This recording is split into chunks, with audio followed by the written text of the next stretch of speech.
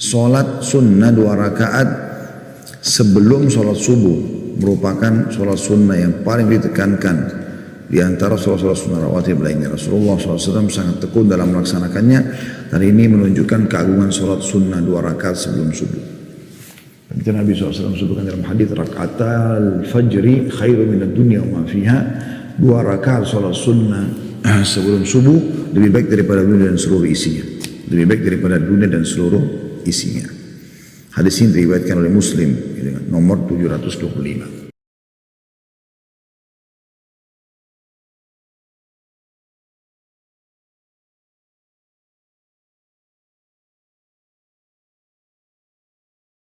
Assalamualaikum warahmatullahi wabarakatuh. Baik, kita akan melanjutkan seperti biasa bila Allah SWT mudahkan bedah buku Riyadhus Shalihin yang ditulis oleh Imam Nawawi rahimahullah, dan kita sudah menyelesaikan bab 191, bab keutamaan sholat berjamaah. Dan ini kita sudah bahas dari hadis nomor 1071 sampai di hadis 1077, dan sudah panjang lebar kita jelaskan bagaimana sholat berjamaah, terutama bagi laki-laki kalau di masjid sangat ditekankan, bagi perempuan di rumah sehingga tidak sholat sendirian. Jalan sholat berjamaah berlipat-lipat ganda keutamaannya dibandingkan sholat sendiri. Nah, di antara hal yang harus kita jaga adalah sholat. Tentu 5 waktu sholat semua dijaga, tapi yang diprioritaskan sekali itu adalah sholat subuh dan juga sholat isya. Karena 2 sholat ini sholat yang paling berat bagi orang-orang munafik. Ini adalah sholat yang berhubungan sekali dengan waktu tidur. Isya sudah malam, biasanya orang cepat tidur. Dan juga di subuh biasanya orang masih tidur. Atau para pelaku maksiat biasanya justru menghabiskan waktu mereka untuk berdosa di malam ini. Di waktu isya dan di waktu subuh. Mereka habiskan dengan masa kita sekarang diskotik, karaoke dan segala macam. Sehingga akhirnya lewatlah malam-malam yang harusnya dia memberikan hak jasadnya istirahat dan juga beribadah dan bermunajat, menikmati berduaan dengan Sang Pencipta Allah di sholat malam, dan doanya itu malah luput. Makanya itu 2 sholat ini adalah sholat yang luar biasa menguji iman seseorang. Kalau kita bisa mengerjakan, tentu kita akan mendapatkan ekstra pahala. Nah, beberapa hadis dalam bab ini kurang lebih ada 3 hadis. Hadis nomor 1078 sampai 1080 di bab nomor 192, Imam Nawawi rahimahullah mengatakan bab dorongan untuk menghadiri sholat subuh dan isya berjamaah. Di sini penekanannya lebih kepada di masjid, dan sudah kalau kita kolerasikan dengan bab sebelumnya, maka ibu-ibu pun usahakan sholat berjamaah di rumah. Ya. Sama siapapun. Itu kalau ada suami bisa minta suami dari masjid untuk menemani. Kalau tidak ada mungkin bisa anak, bisa pembantu. Kalau tidak ada orang sama sekali baru kita sholat sendiri. Tapi kita usahakan ada yang menemani sholat berjamaah, karena itu dikali 25 kali lipat dibandingkan kita sholat sendiri. Baik, hadis pertama dalam bab 192 ini kita bacakan hadis nomor 1078 dari awal belajar, tentu ini urutannya. Dari Utsman bin Affan radhiyallahu anhu, beliau berkata, saya mendengar Rasulullah sallallahu alaihi wasallam bersabda, "Man shallal isya'a fi jama'ah, faka'annama qama nisfal lail, wa man shalla subha fi jama'ah, faka'annama shallal laila kullah." Barang siapa yang melaksanakan sholat isya berjamaah, maka seolah-olah dia telah sholat separuh malam. Dan barang siapa yang melaksanakan sholat subuh berjamaah, maka seakan-akan dia telah sholat semalam suntuk. Diriwayatkan oleh Imam Muslim. Masih di nomor urut yang sama, ada riwayat nomor 2, tapi di nomor urut yang sama 1078. Dalam riwayat Tirmidzi dari Utsman bin Affan radhiyallahu anhu, beliau berkata, Rasulullah sallallahu alaihi wasallam bersabda, "Man syahidal isya'a fi jama'atin kana lahu qiyamu nisfi lailah, wa man shallal isya'a wal fajra fi jama'ah kana lahu qiyami lailah." Barang siapa yang menghadiri salat isya berjamaah, maka dia mendapat pahala salat separuh malam. Dan barang siapa yang melaksanakan salat isya dan subuh berjamaah, maka dia mendapat pahala salat semalam suntuk. Kata At-Tirmidzi, hadis ini adalah hadis hasan sahih. 2 buah riwayat ini, Bapak Ibu sekalian, memberikan pelajaran kepada kita. Yang pertama, pentingnya menjaga sholat berjamaah. Terulang lagi apa yang dibahas pada bab sebelumnya. Kita akan terus ulang-ulangi, sholat berjamaah selama bisa berjamaah lakukan. Bahkan bisa Bapak Ibu sekalian kita bersedekah untuk saudara kita. Jadi kalau misalnya ibu sudah sholat dan Bapak sekalian ternyata masuk di kamar anak baru mau sholat, sebentar, ibu temani ya. Jadi ibu yang ambil inisiatif untuk menemani supaya tidak sholat sendirian. Ya. Ini boleh dilakukan. Ini sudah kita jelaskan dalilnya panjang lebar di pertemuan yang lalu dan juga tadi baru saya ulangi riwayat Abu Bakar dan juga Mu'adz ibn Jabal radhiyallahu anhu ajma'in.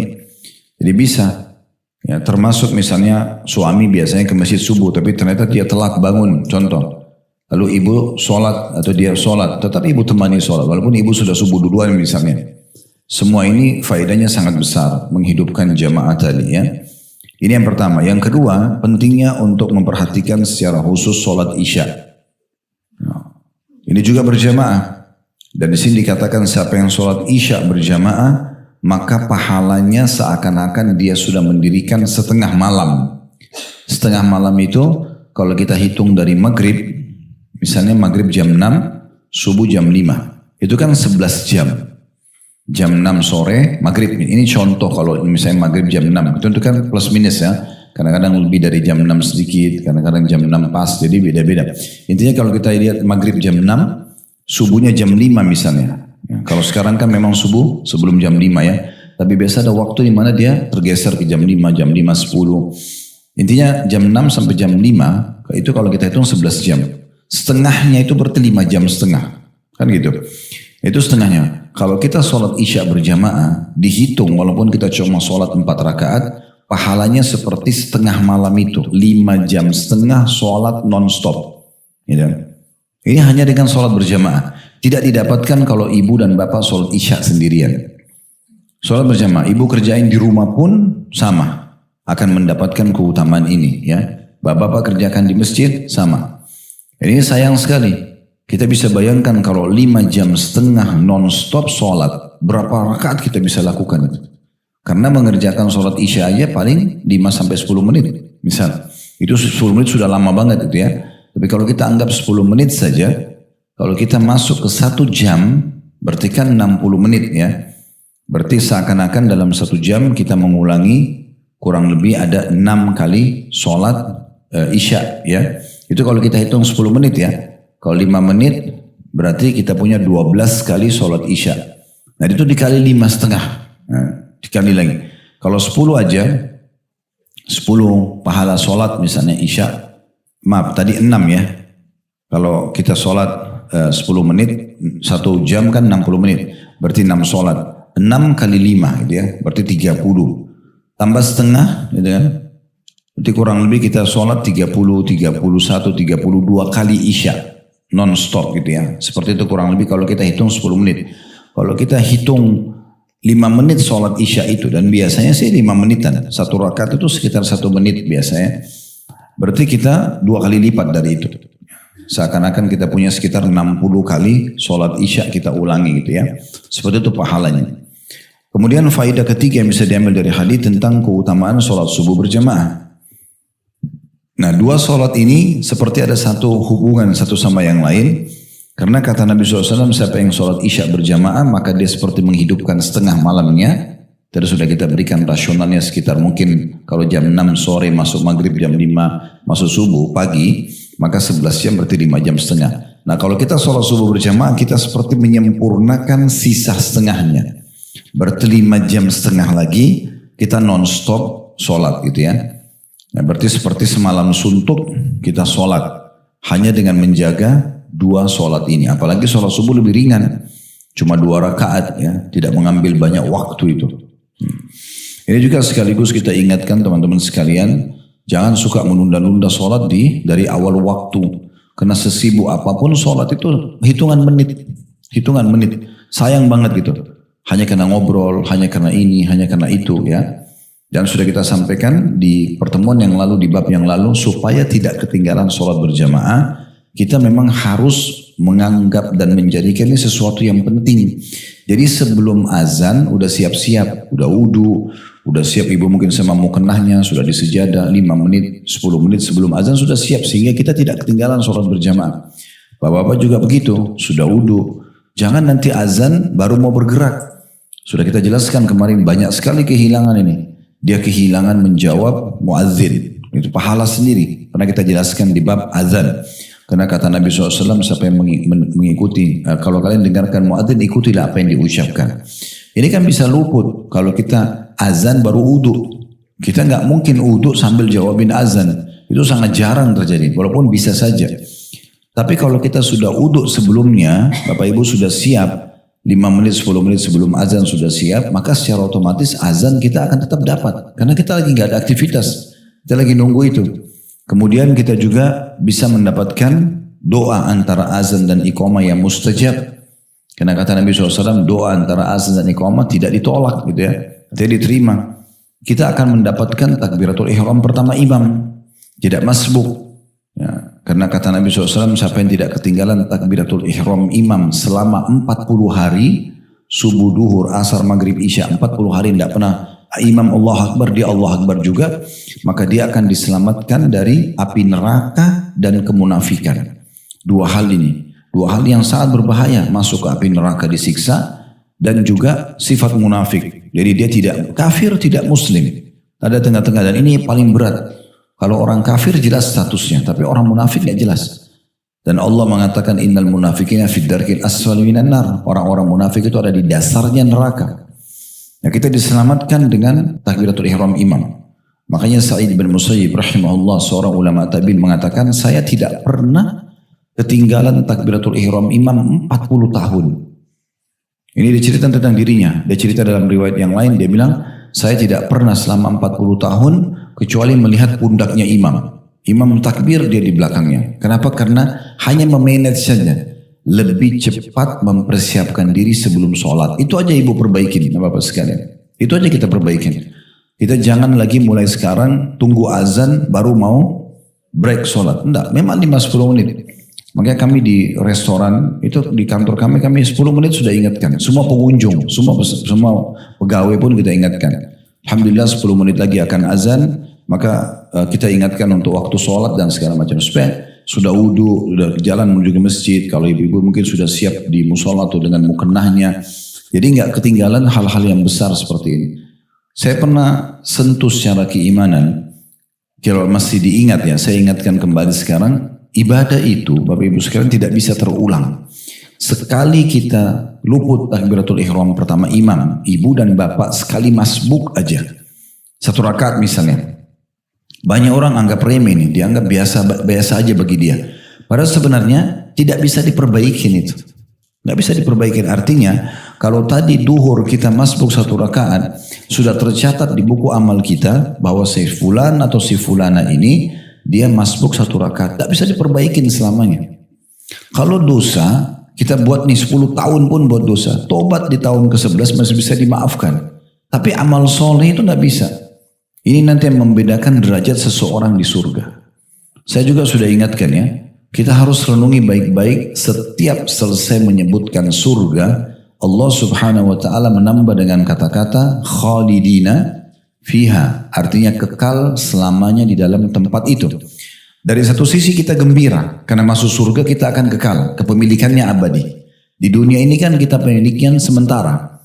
Misalnya sertifikat tanah, rumah, BPKB, kendaraan ini, apa saja kepemilikan atas nama kita pun sementara. Karena kalau kita meninggal jadi warisan.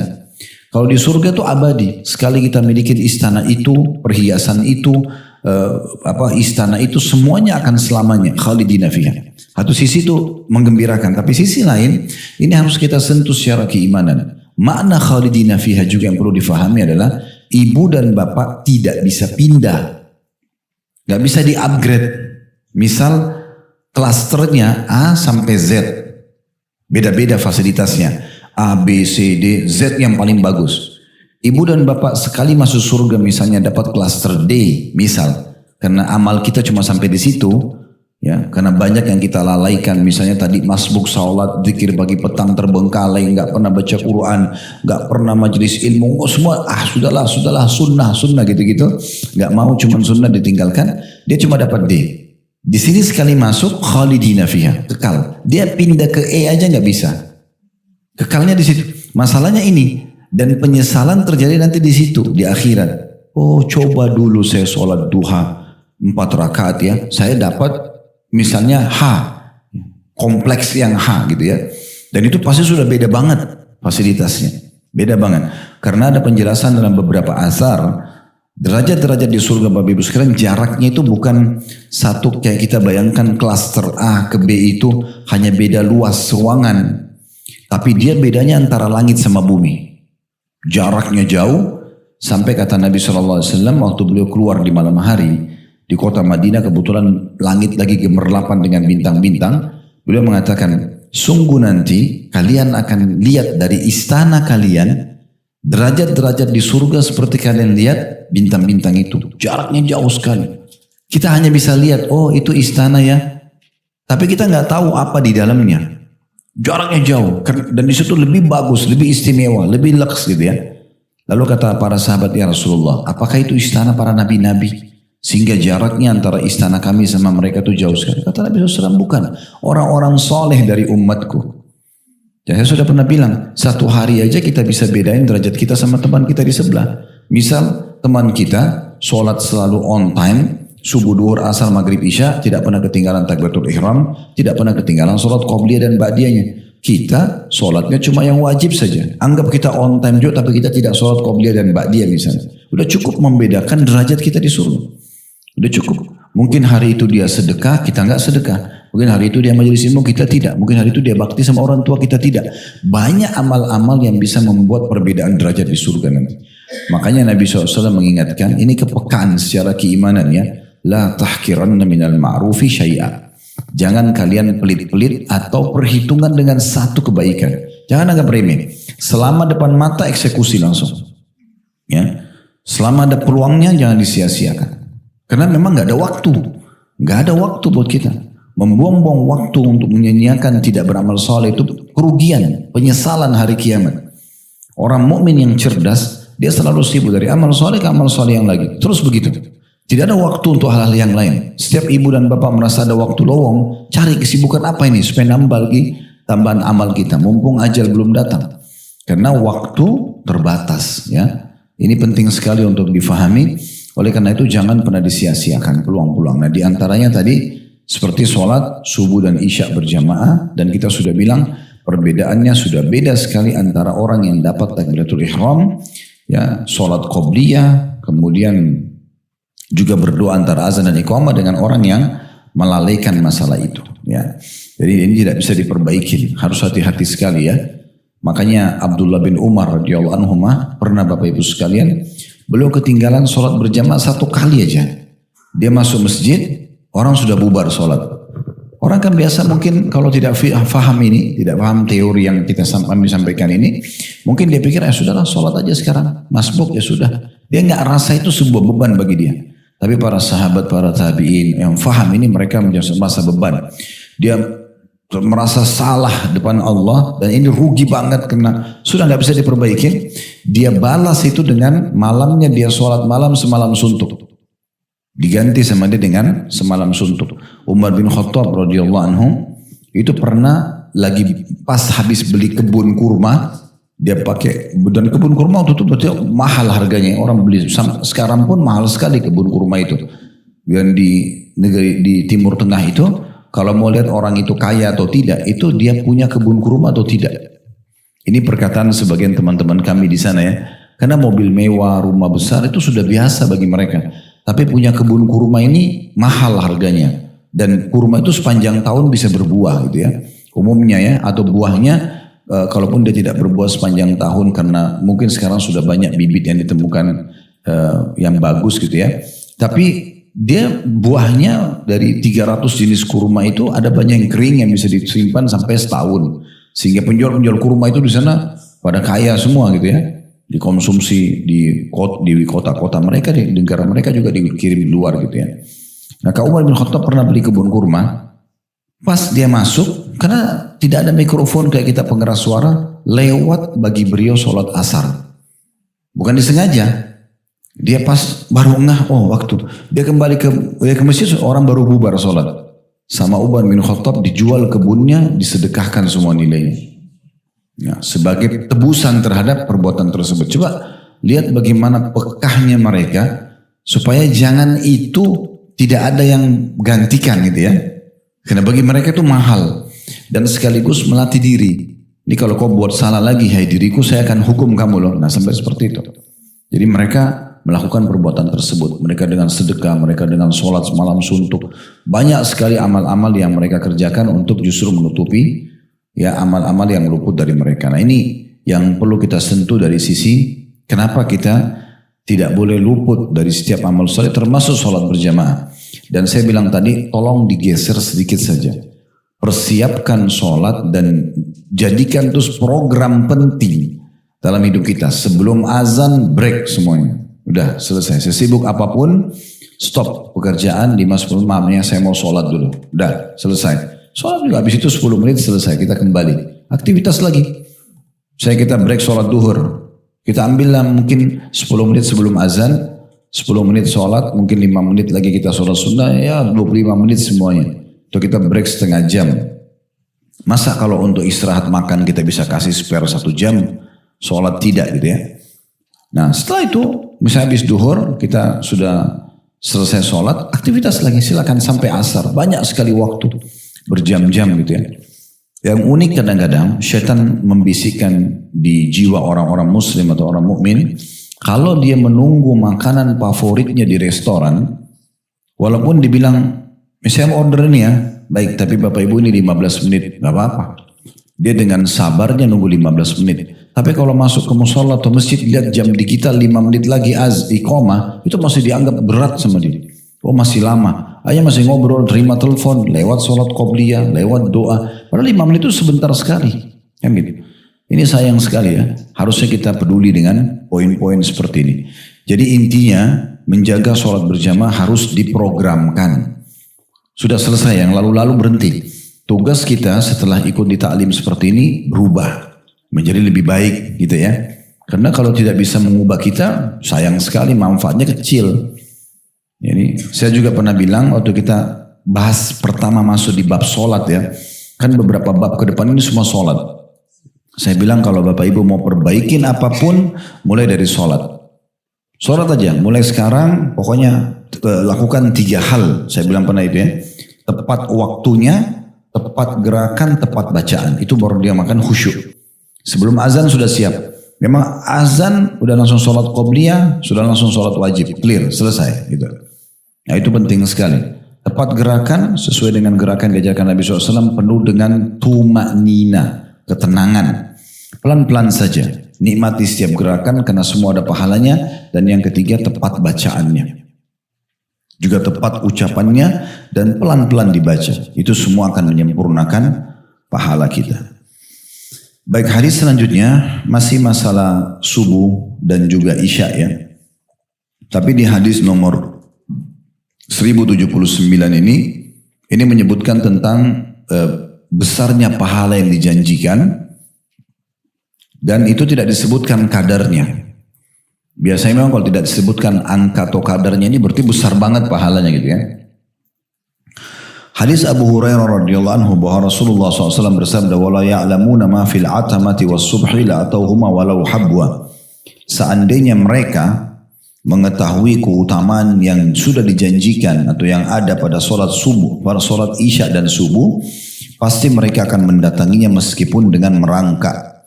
Hadis riwayat Bukhari dan juga Muslim. Orang Bapak Ibu sekalian tidak akan mendatangi sesuatu, mau makan, mau minum, mau aktivitas dengan merangkak kecuali ada uzur. Mustahil ada orang melakukan dengan merangkak kecuali memang ada uzur. Kita tidak bicara anak kecil ya. Anak kecil mungkin sambil bercanda dia atau dia masih merangkak. Kita bicara orang dewasa. Masuk akal nggak ibu dan bapak kalau mau ambil makanan di meja makan merangkak padahal bapak ibu sehat? Gak mungkin. Kecuali kita ada uzur, cacat, naudzubillah atau apa baru kita merangkak gitu kan. Dia juga mau minum, mau ketemu orang, mau apa saja itu nggak mungkin. Merangkak itu perbuatan yang memang kita mau tidak mau terpaksa dan itu di mata orang pasti jelek gitu ya. Nah di sini Nabi SAW menggunakan istilah itu. Kalau mereka ini yang suka lalaikan sholat berjamaah, tahu apa yang dijanjikan di sholat isya dan subuh, Kemudian mereka tidak bisa mendapati kecuali merangkak, mereka akan merangkak. Atau mereka akan mendatangi walaupun merangkak. Jadi maksudnya biar sakit, biar ada urusan penting, pokoknya dia dahulukan itu. Paksakan untuk dapat isya dan subuh. Karena besarnya pahala yang dijanjikan. Itu maknanya sebenarnya ya. Jadi ini istilah atau kiasan digunakan Nabi SAW untuk bisa difahami. Mereka seandainya mereka mengetahui keutamaan yang ada pada sholat isya dan subuh, pasti mereka akan mendatanginya meskipun merangkak karena besarnya pahala. Cuma memang masih dirahasiakan karena ini ujian bagi orang-orang beriman. Patuh nggak sih menjalankan perintah? Sebagian ulama menitiberatkan orang-orang beriman nanti pada saat mereka menerima balasan amal mereka, mereka terkejut. Kenapa? Karena merasa tidak sesuai, sebenarnya tidak berimbang antara amal yang dia kerjakan dengan balasan yang Allah kasih. Jadi ibaratnya dia cuma menyerahkan ikan teri, dia dapatnya ikan paus gitu ya. Hanya dengan zikir sedikit saja, subhanallah, alhamdulillah, wa la ilaha illallah akbar, Allah kasih pahala bergunung-gunung misalnya. Sampai kata Nabi SAW ini sebagai contoh saja. Dalam sebuah hadis yang sahih, sampai merasa dirinya kurang dalam sedekah, kurang dalam jihad, kurang dalam ibadah lain, maka dia harusnya perbanyak subhanallah, alhamdulillah, wa la ilaha illallah, Allah akbar.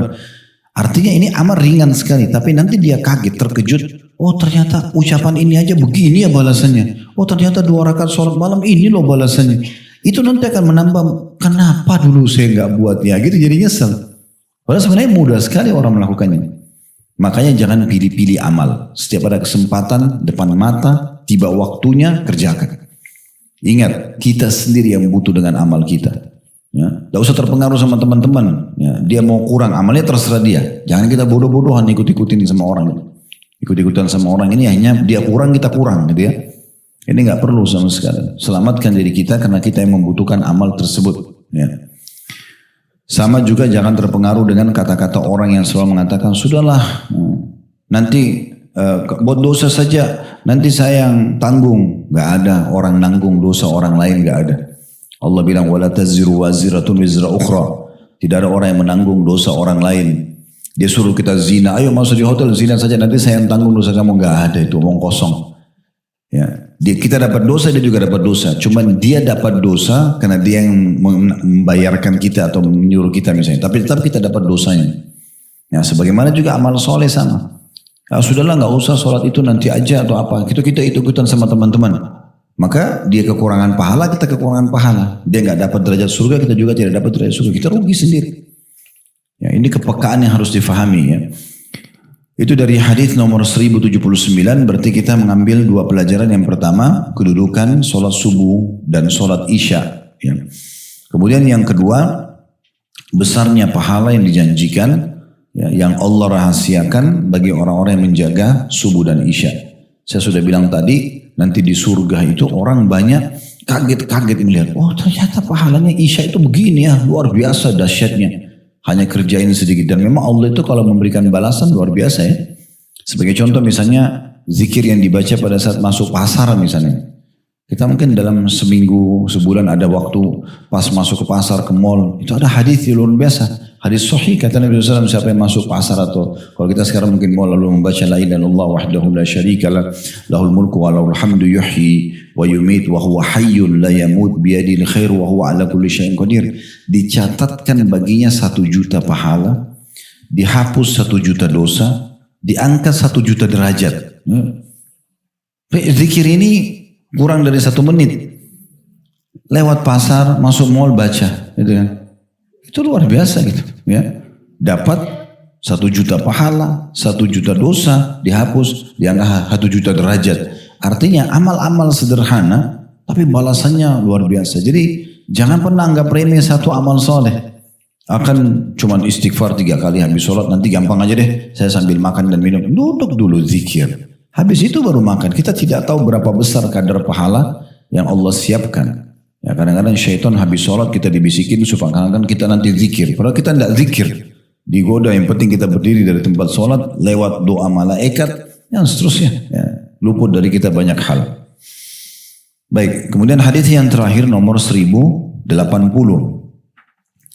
Dari Abu Hurairah radhiyallahu anhu, Maksudnya terakhir dalam bab kita ini 192. Dari Abu Hurairah radhiyallahu anhu bahwa Rasulullah sallallahu alaihi wasallam bersabda, "Laisa salatul athqala 'alal munafiqina min salatil fajri wal isya, walau ya'lamuna ma fihi ma la atawhuma walau habwa." Tidak ada salat jamaah yang lebih berat bagi orang-orang munafik daripada salat subuh dan salat isya. Seandainya mereka mengetahui keutamaan yang ada pada keduanya, pasti mereka akan mendatanginya meskipun mereka merangkak. Diriwayatkan oleh Bukhari dan juga Muslim. Dari hadis ini langsung aja kita ambil pelajaran bahwasanya yang pertama, malasnya orang-orang munafik mengerjakan ibadah. Itu memang cukup banyak ayat yang menjelaskan masalah itu ya. Wala ya'tuna sholata illa hum kusala. Mereka enggak datangin sholat kecuali dalam keadaan mereka malas gitu ya. Atau mereka ria hanya untuk dipuji oleh orang gitu ya. Orang-orang munafik memang mereka tampil seakan-akan muslim hanya untuk dipuji oleh orang. Kemudian yang kedua, keutamaan sholat subuh dan isya dan besarnya pahalanya sampai Nabi memberikan kiasan kalau mereka tahu apa yang disembunyikan oleh Allah atau dirahasiakan pahalanya, maka mereka akan mendatanginya walaupun merangkak gitu ya. Baik, kita sekarang masuk ke bab baru, bab 193 tentang bab perintah menjaga sholat fardu dan larangan keras serta ancaman berat meninggalkannya. Sekarang kita sudah tidak bahas lagi berjamaahnya, kita lebih mengerucut bahasan tentang tidak bolehnya orang melalaikan sholat fardu sendiri atau berjamaah. Kayak ada orang ya sholatnya kapan dia mau, atau satu hari dari subuh, duhur, asar, maghrib, isya dia cuma sholat isya, atau dia cuma sholat subuh, atau dia cuma sholat asar, dia tidak jaga lima-limahnya gitu ya. Nah ini ada ancaman dalam masalah seperti ini. Mulai dari firman Allah subhanahu wa ta'ala dalam surah Al-Baqarah ayat 238 yang berbunyi, Hafidhu ala salawati was salatil wusta. Peliharalah semua sholat kata Allah. Dan sholat wusta. Wusta artinya pertengahan. Pertengahan. Nah, ulama berbeda pendapat tentang masalah sholat pertengahan, Bapak Ibu sekalian. Tetapi pendapat yang saya pegangi adalah wusta maksudnya sholat asar. Sholat asar. Dia sholat pertengahan. Karena dia pertengahan antara subuh dengan duhur itu dianggap sholat di pagi hari. Kemudian maghrib dan isya dianggap sholat malam hari.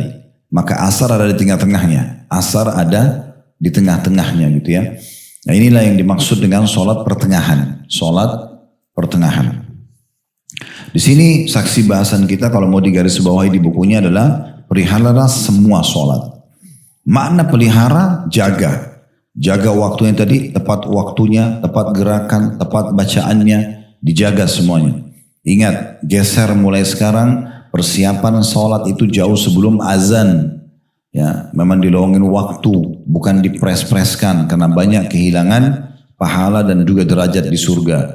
Yang bisa memperbaiki hanya Bapak Ibu sendiri. Ya, kami hanya bisa bicara dengan mikrofon seperti ini, ingatkan, gak mungkin kami awasin setiap waktu sholat.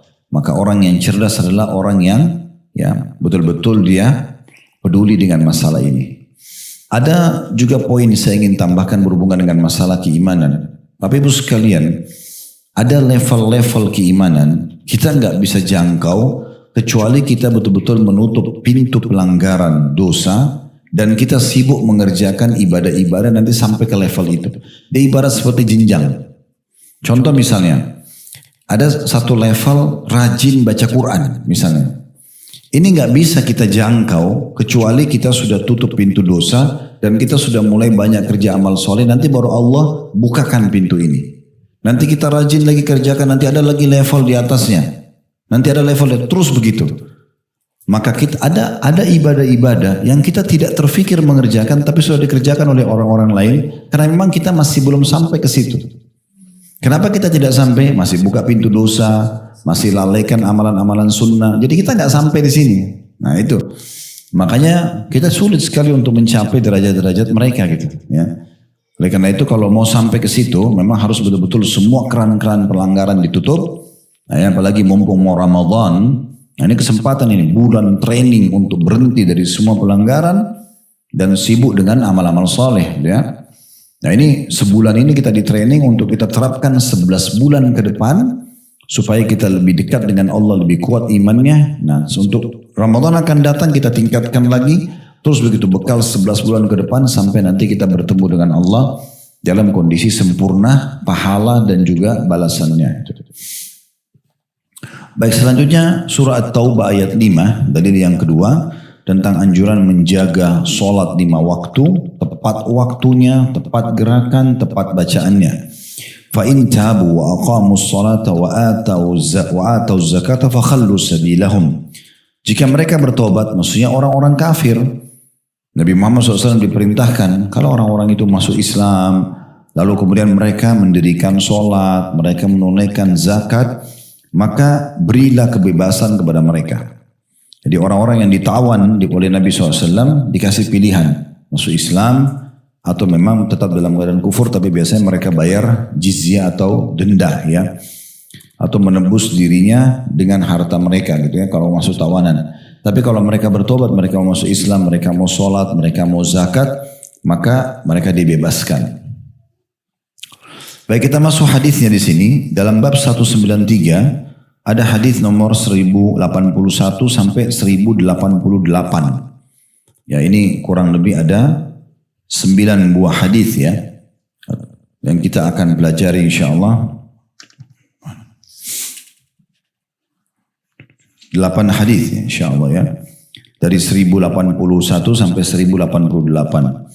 1081-nya berbunyi dari Ibnu Mas'ud, maksudnya Abdullah bin Mas'ud radhiyallahu anhu, beliau berkata, "Sa'altu Rasulullah sallallahu alaihi wasallam ayyul a'mali afdal? Qala as-salatu ala waqtiha. Qultu thumma ay? Qala birrul walidain. Qultu thumma ay? Qala al-jihadu fisabilillah." Saya bertanya kepada Rasulullah SAW, amalan apakah yang paling utama? Maka beliau SAW bersabda, sholat tepat pada waktunya. Lalu saya bertanya lagi, kemudian apa setelah itu? Kata Nabi SAW, berbakti kepada orang tua. Lalu saya katakan, kemudian apa lagi? Kata Nabi SAW, jihad di jalan Allah. Hadits ini muttafaqun alaih, yang tebal itu ya. Muttafaqun alaih itu artinya Bukhari Muslim. Ini sudah pernah kita jelaskan dari awal kelas hadits kita ini ya. Baik, dari hadits ini kita mengambil pelajaran yang pertama, kedudukan Abdullah bin Mas'ud radhiyallahu anhu. Kalau masih ingat, saya selalu bilang kalau ada sahabat yang menyampaikan kepada kita kronologis hadis, maka kita sebutkan sebagai keutamaan khusus, kemuliaan buat beliau ya. Karena di sini Abdullah bin Mas'ud mengatakan telah ditanya atau saya telah bertanya kepada Rasulullah SAW. Jadi beliau yang menyampaikan. Pelajaran yang kedua, pentingnya seseorang bertanya kepada ahli ilmu tentang keutamaan amal-amal. Ya, jadi Bapak Ibu bisa menanyakan dalam majelis ilmu 2 hal. Bisa bertanya tentang keutamaan amal soleh atau kita menanyakan tentang bahaya dan ancamannya sebuah dosa. 2 hal ini yang selalu membuat kita bisa konsisten untuk menjaga iman kita.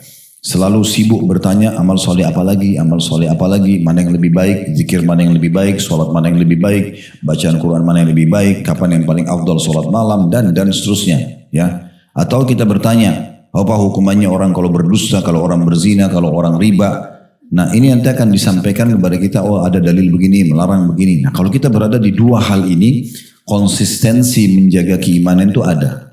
Kita jadi terjaga selalu, ya, karena kita selalu sibuk dengan amal-amal soleh yang kita tanya, kita juga selalu hati-hati dari dosa yang kita lakukan. Nah, itulah Abdullah bin Mas'ud di sini bertanya, kan beliau mengatakan dari Abdullah bin Mas'ud, beliau berkata, "Sa'altu Rasulullah SAW." Saya tanya Rasulullah SAW, amal apa yang paling baik?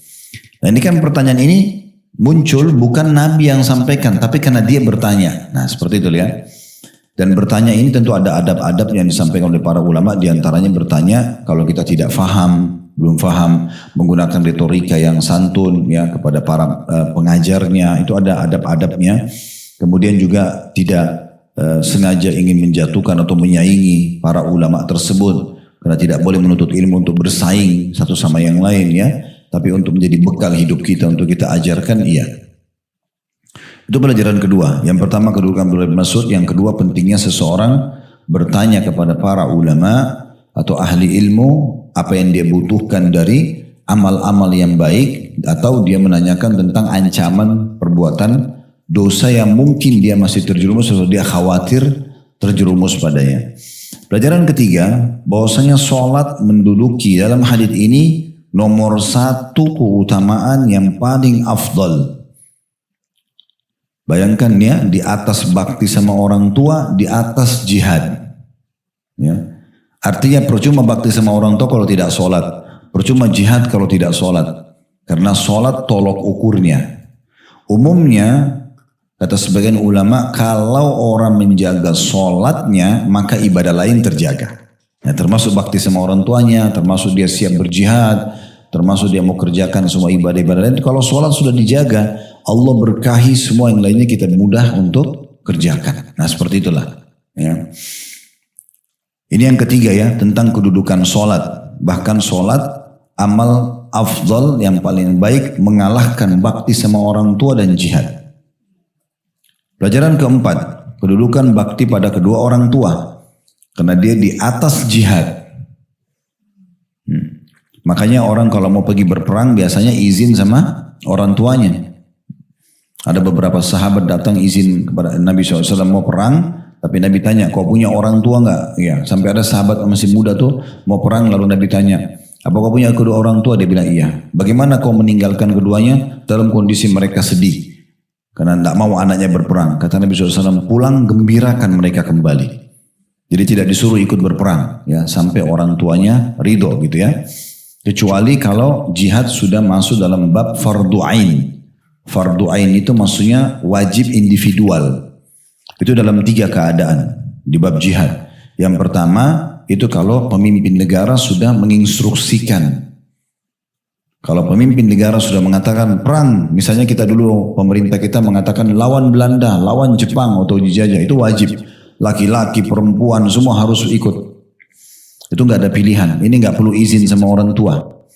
Yang kedua, kalau 2 pasukan sudah bertemu, kita ada di kancah peperangan, musuh di depan sudah akan berhadapan, ini nggak boleh sama sekali kita menghindar. Ini sudah fardu ain, secara individu wajib.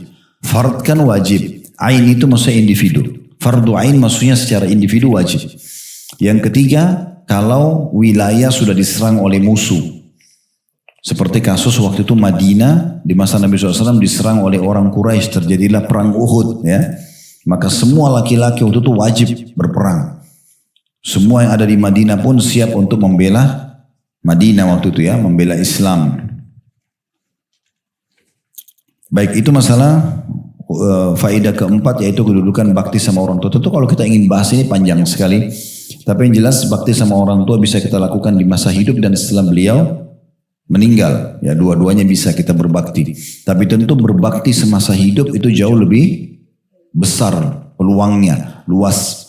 Karena ada hal-hal yang bisa kita kasih dalam bentuk bakti di masa hidup tidak bisa di masa meninggal. Contoh kita memberikan makan, minum, menjenguk kalau sakit, mengantar ke lokasi yang dia ingin. Itu kan sudah tidak ada kalau dia meninggal. Ya, tapi kita amal-amal yang lain seperti sedekah, ya, menyebarkan ilmu pengetahuan dari beliau dan segala macam ini bisa dihidup dan dimati, gitu ya. Tapi yang jelas jangan setelah orang tua meninggal kita sudah anggap bebas tugas kita, ya. Kemudian kita tidak mau lagi masuk ke bab bakti, jangan. Ya, jalankan semua hal-hal yang bisa bakti. Di antaranya sabda Nabi SAW pada saat seorang sahabat datang dan mengatakan, ya Rasulullah, apakah masih ada tersisa baktiku pada orang tua yang sudah meninggal? Kata Nabi SAW, iya, engkau menyambung hubungan dengan orang-orang terdekatnya. Jadi sahabat-sahabat ibu kita, sahabat ayah kita, saudaranya, saudarinya, paman, tante, ini harus kita kontak berhubungan sama mereka. Sebagai bentuk pengganti daripada orang tua kita. Dari orang tua kita. Nah ini penting untuk digarisbawahi itu ya. Ya, jadi bakti sama orang tua setelah meninggal ya. Di antaranya kita menyambung hubungan sama orang-orang yang dekat dengan beliau. Termasuk teman-temannya ya, teman-teman orang tua. Bagaimana kalau non-muslim? Tetap non-muslim tidak masalah. Kita tetap berbuat baik sebatas yang dibolehkan dalam agama. Seperti jenguk kalau sakit, kita memberikan hadiah. Karena kan dalam Islam itu masuk dalam bab toleransi. Yang tidak boleh kalau sudah sampai mendukung ibadahnya. Ya. Termasuk misalnya saudara, paman, saudara dan saudari ibu dan ayah kita, paman, tante, tapi mereka non-muslim. Tetap kita harus berbuat baik sama mereka. Kita berbuat baik sama mereka. Kemudian yang pelajaran yang kelima yang bisa diambil kedudukan jihad di jalan Allah Subhanahu wa taala, dia datang setelah sholat tepat waktu, ya, dan juga bakti dengan kedua orang tua. Dan ini tentu jihad ada bahasan sendiri, sebuah ibadah yang sangat mulia, dan Nabi SAW mengumpamakan orang yang orang yang jihad itu seperti orang yang sholat puasa tidak berhenti dan sholat malam tidak berhenti dari pertama pergi sampai pulang, karena besarnya pahalanya gitu ya. Baik, hadits nomor 1082 berbunyi dari Ibnu Umar radhiyallahu anhu, beliau berkata, Rasulullah SAW bersabda, "Buniyal Islamu ala khamsin syahadati an la ilaha illallah wa anna Muhammad Rasulullah wa iqamis salat wa ita'iz zakah wa hajjil baiti wa shaumi Ramadan." Islam dibangun di atas 5 perkara, bersaksi bahwasanya tidak ada Tuhan atau sesembahan yang benar kecuali Allah, dan bahwa Muhammad adalah Rasulullah, mendirikan salat, menunaikan zakat, haji ke Baitullah, dan puasa Ramadan. Hadis ini riwayat Bukhari dan juga Muslim. Dan hadis ini umum ya, menyampaikan tentang rincian rukun Islam yang 5. Kita langsung ambil pelajaran yang pertama, bahwasanya rukun Islam ada 5, dan ini paling dasar. Dan rukun Islam ini sudah pernah kita jelaskan, semuanya wajib, hanya saja dibagi 3 lagi oleh para ulama. Yang pertama ya adalah pembagiannya itu yang wajib tidak ada pilihan, 2 kalimat syahadat dan sholat. Ya. Ada orang kalau tidak syahadat tidak dikatakan muslim, atau kalau ada orang muslim tapi membatalkan syahadatnya berarti batal keislamannya. Begitu juga dengan sholat 5 waktu. Kalau dia pungkiri nggak ada sholat itu, maka dia kufur, gitu kan? Dia harus syahadat lagi. Kalau dia meninggalkan sholat secara malas-malesan, maka ini harus segera taubat nasuha, ya, dan meninggalkan kemalasannya itu, dan dia harus segera mengerjakan sholat. Yang kedua, wajib tapi masih bisa diganti dengan hari lain kalau punya udzur, itulah puasa Ramadan. Karena wanita haid, wanita nifas, orang yang sakit, orang musafir, dia boleh tidak puasa, kemudian nanti diganti hari lain. Tetap wajib tapi masih bisa diganti hari yang lain. Yang ketiga, wajib tapi bagi yang mampu saja, zakat dan haji. Ya, ini rukun pembagian rukun-rukun Islam itu ya. Tetapi khusus untuk zakat dan haji, jangan salah persepsi, jangan mengatakan itu kan bagi yang mampu. Saya belum mampu, ya udah saya nggak usah pikirin, keliru ya, bukan begitu pemahamannya. Tetapi bagaimana kita niat, bertekad, berusaha agar kita bisa ngeluarin zakat. Ya, kalau kita tadinya mustahik penerima zakat, kita ubah, kita niat supaya kita menjadi muzaki yang keluarin zakat. Mustahik artinya orang yang berhak menerima zakat. Dan tadinya mungkin kita cuma lihat orang pergi haji. Sekarang kita niat, bertekad dan berusaha berdoa sama Allah agar kita satu waktu bisa pergi haji. Sehingga minimal sekali seumur hidup. Nah, sehingga rukun Islam kita itu sempurna. Nah, itu yang perlu difahami. Kemudian yang ketiga, yang pertama itu pembagian rukun Islam jadi 5. Yang kedua, ya ini adalah urutan rukun Islam itu sendiri. Nah, ini sebutkan urutannya adalah syahadat dulu, baru sholat, baru zakat, baru haji, baru puasa Ramadan. Walaupun memang di beberapa riwayat lain, puasa Ramadan dengan haji ini kadang-kadang berbeda tempat saja. Tapi urutan syahadat, sholat, zakat ini selalu berurut, gitu ya. Nah, seperti itulah.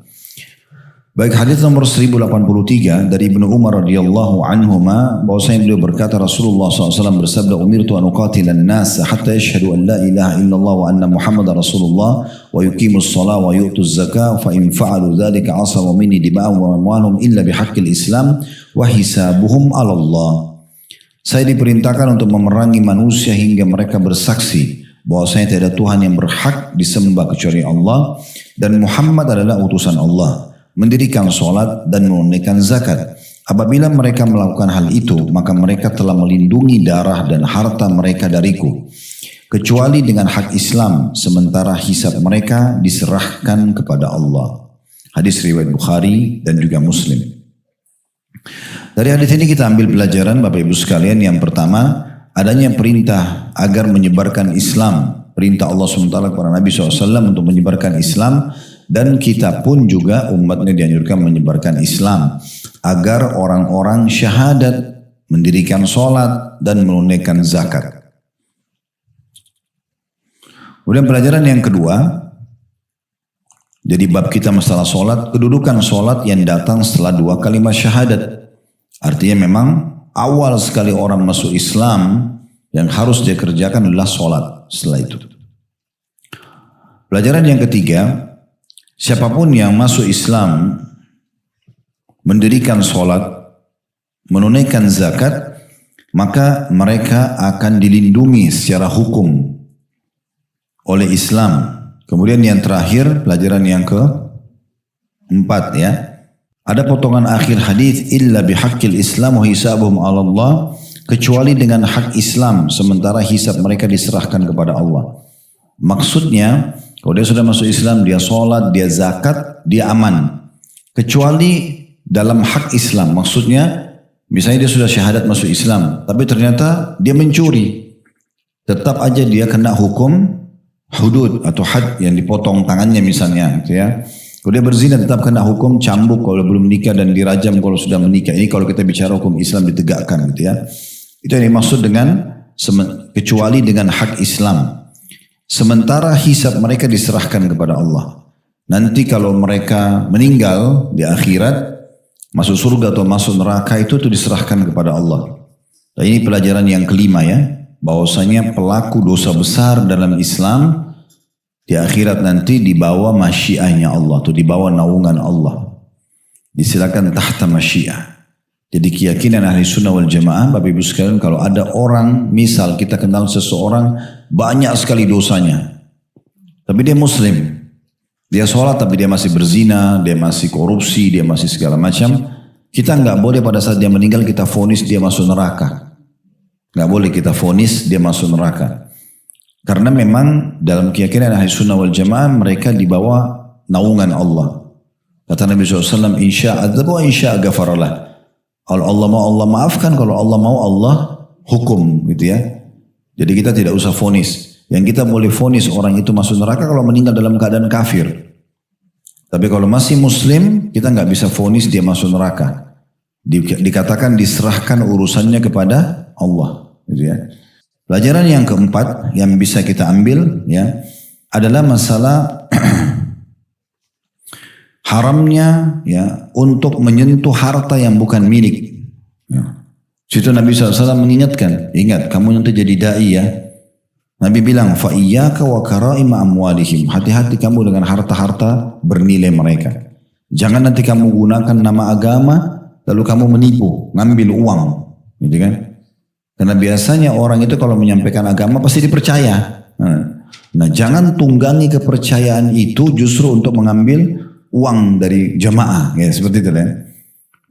Untuk bantu dia pribadi lah, untuk apalah, untuk segala macam. Nah itu Nabi SAW ingatkan, kamu nanti berdakwah, mereka masuk Islam pasti muncul rasa suka mereka pada kamu, hai Mu'adz. Hati-hati dengan harta mereka. Yang Nabi SAW larang itu ya. Orang yang ceramah, orang yang mengajar di pesantren, di TPA, boleh nggak diberikan gaji? Boleh.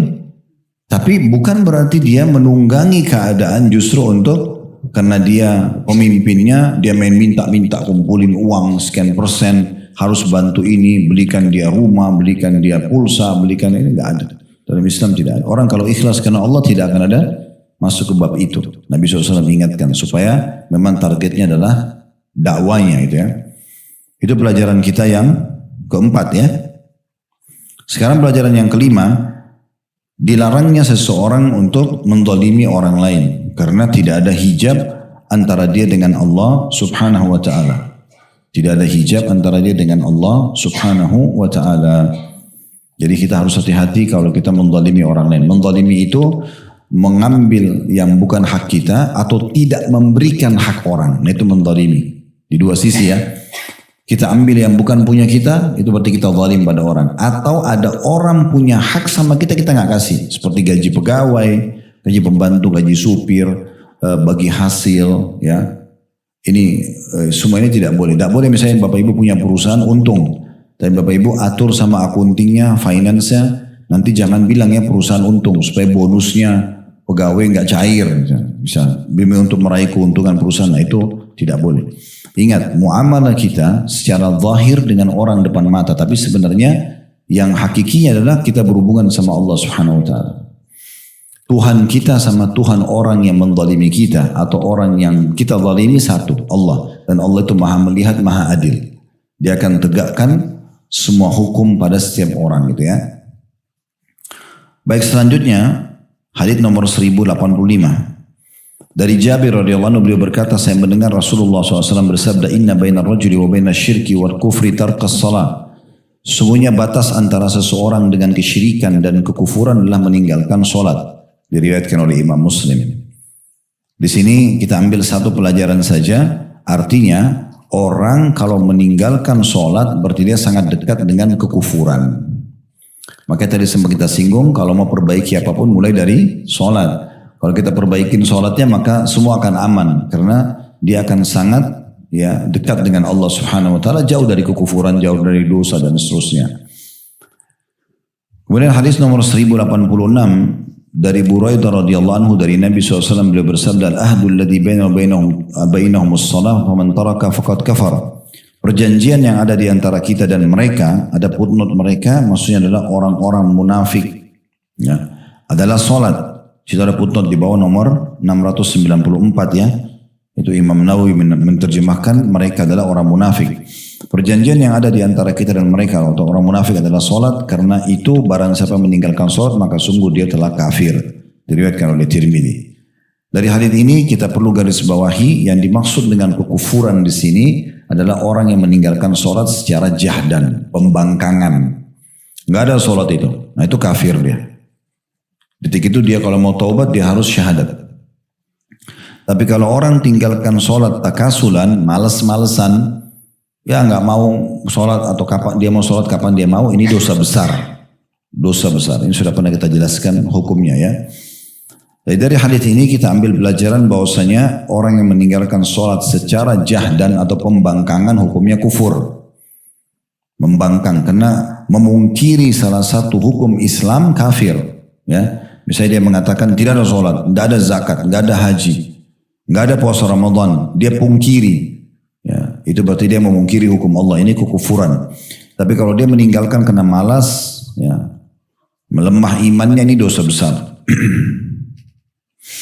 Kemudian selanjutnya hadis nomor 1087 dari Syaqiq bin Abdullah, seorang tabi'in yang disepakati kemuliaannya, beliau berkata, karena ashabu Muhammadin sallallahu alaihi wasallam la yarawna syai'an min al-a'mali tarkuhu kufrun ghaira as-salat. Para sahabat Nabi Muhammad SAW tidak pernah memandang sesuatu pun dari amalan yang meninggalkannya merupakan suatu kekufuran selain solat. Diriwayatkan oleh Tirmidzi dalam kitab Al-Iman dengan sanad sahih. Dari hadits ini kita ambil pelajaran yang pertama, kedudukan Syafiq atau Syaqiq, tepatnya Syaqiq bin Abdullah. Ini seorang tabi'in, karena beliau yang menukil kepada kita tentang ya keadaan para sahabat Nabi itu sebatas pengetahuan beliau tentunya. Dan pelajaran yang kedua, ya, besarnya kedudukan sholat di mata para sahabat sampai mereka melihat siapa yang meninggalkannya secara jahdan pembangkangan hukumnya kufur.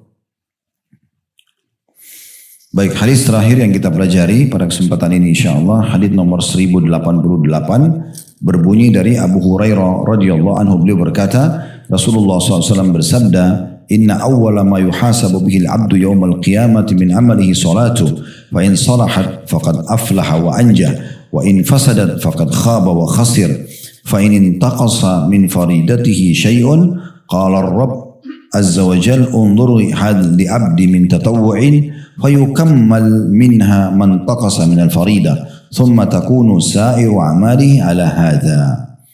Sesungguhnya amalan hamba yang pertama dihisab pada hari kiamat adalah solatnya. Bila solatnya baik maka sungguh ia beruntung dan sukses. Namun apabila solatnya rusak maka sungguh ia gagal dan rugi. Apabila ada kekurangan dalam solat fardunya maka Allah Azza wa Jalla berfirman, lihatlah apakah hambaku memiliki amalan solat sunnah sehingga kekurangannya pada yang wajib bisa disempurnakan dengannya. Kemudian seluruh amalnya akan dihisab berdasarkan perhitungan ini. Diriwayatkan oleh Tirmidzi dan beliau berkata hadis ini adalah hadis yang hasan. Dari sini sebenarnya kita ambil pelajaran yang pertama kedudukan solat. Karena dia adalah awal amal yang dihisab hari kiamat. Berarti dia punya kedudukan sangat tinggi. Karena solat itu yang pertama ditimbang. Dan luar biasa efeknya. Kalau dia baik maka beruntung orang itu. Sukses. Dalam riwayat lain dia akan membantu amal lain. Solat akan membantu amal lain. Gitu ya. Dan ini langsung jadi pelajaran yang pertama. Dan tambahannya kalau dia rusak, sholat itu rusak, maka dia akan rugi. Dalam riwayat lain akan mengganggu amal lain. Makanya tadi saya sempat singgung ya, sudah 2 kali, ini yang ketiga kalinya, kalau mau perbaiki apapun mulai dari sholat. Di dunia ini urusan dunia pun sama. Mau perbaiki keadaan ekonomi kita, mau perbaiki keadaan kesehatan kita, mau perbaiki hubungan kita sama siapapun, pasangan hidup, orang tua, tetangga. Pokoknya perbaikin dari sholat aja. Kalau sholat sudah kita perbaikin, jaga tepat waktu, tepat gerakan, tepat bacaan, kita betul-betul khusyuk dalam sholat itu, berikan haknya, maka semua akan baik. Coba dipraktikin, sederhana sekali. Dan ternyata ya bukan cuma di dunia, di akhirat pun dia adalah awal amal dihisab. Siapa yang lulus nanti sholatnya, setiap gerakan sholatnya semua ada artinya, ada nilainya, bacaannya juga begitu. Dia juga di awal waktu sholatnya, maka dia telah beruntung dan sukses. Ya, saya sudah bilang tadi riwayat lain mengatakan dia akan membantu amal lain. Tapi kalau sholatnya sudah rusak, berantakan, maka dia rugi di sini. Ya. Dan dia gagal dalam timbangan maksudnya. Ya. Dan dia juga akan mengganggu amal lain. Itu pelajaran pertama. Pelajaran yang kedua, kedudukan tentang sholat sunnah. Sholat sunnah ya, semua sholat sunnah di sini. Sholat qobliyah, sholat ba'diyah, sholat duha, tahiyat masjid, wudu, taubat, semua. Semua sholat sunnah. Jadi usahakan jangan dipilah-pilah, dikerjakan semuanya. Karena di sini dikatakan kalau sholat wajibnya lagi ditimbang dan ternyata kurang, Rabb atau Allah subhanahu wa ta'ala berfirman kepada para malaikatnya, coba lihat ibadah sunnahnya hambaku ini.